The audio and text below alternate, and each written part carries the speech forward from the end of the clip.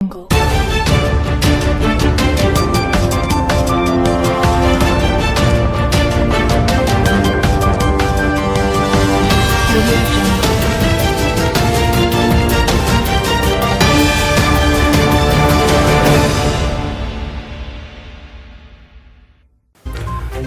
सीमा से हथियारों का बड़ा जखीरा बरामद। हरियाणा में मतदाता धांधली का बड़ा आरोप। टाटा समूह में गवर्नेंस संकट गहराया। रूस ने परमाणु परीक्षण फिर शुरू करने की तैयारी की। छत्तीसगढ़ में भीषण रेल दुर्घटना, 11 की मौत। नमस्कार, मैं हूं अक्षय और आप देख रहे हैं सीयू ग्लोबल हब। अब खबरें विस्तार से। पंजाब के अमृतसर बॉर्डर क्षेत्र में पुलिस और सुरक्षा एजेंसियों ने एक बैग बरामद किया जिसमें AK सीरीज राइफलें, एक पिस्तौल और बड़ी संख्या में कारतूस मिले।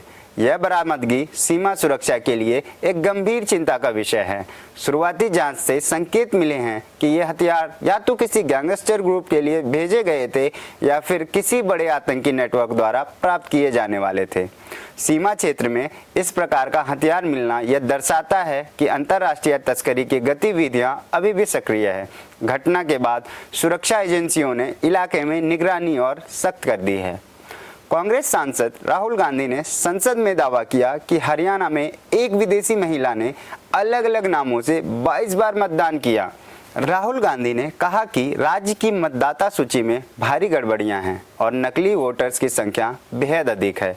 यदि ये आरोप सही पाए जाते हैं तो यह चुनावी पारदर्शिता और लोकतांत्रिक प्रक्रिया पर गंभीर प्रभाव डाल सकता है।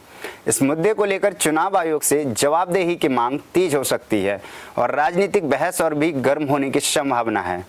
भारत में सबसे बड़े उद्योग समूहों में से एक टाटा ग्रुप इस समय आंतरिक विवादों और बेडरूम टकराव से जूझ रहा है।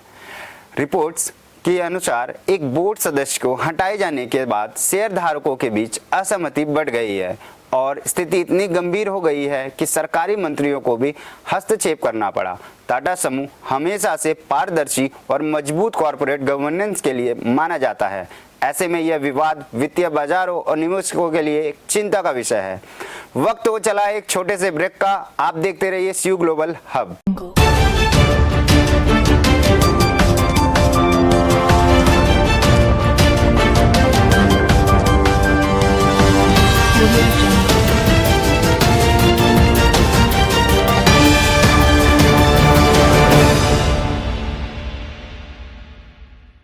ब्रेक के बाद आपका एक बार फिर स्वागत है। रूस के राष्ट्रपति व्लादिमीर पुतिन ने अधिकारियों को संभावित परमाणु परीक्षणों को पुनः शुरू करने के लिए प्रस्ताव तैयार करने के निर्देश दिए हैं। रूस का यह कदम वैश्विक सुरक्षा व्यवस्था के लिए अत्यंत चिंताजनक माना जा रहा है। शीत युद्ध के बाद दुनिया भर में परमाणु परीक्षणों में काफी कमी आई थी, लेकिन रूस के इस संकेत से बड़े सैन्य देशों के बीच हथियारों की नई होड़ शुरू होने का खतरा बढ़ गया है।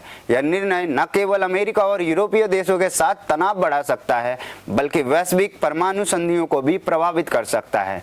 छत्तीसगढ़ के बिलासपुर के पास एक यात्री ट्रेन सिग्नल उल्लंघन के बाद खड़ी मालगाड़ी से टकरा गई, जिसमें कम से कम 11 यात्रियों की मृत्यु हो गई और 20 से अधिक लोग घायल हुए।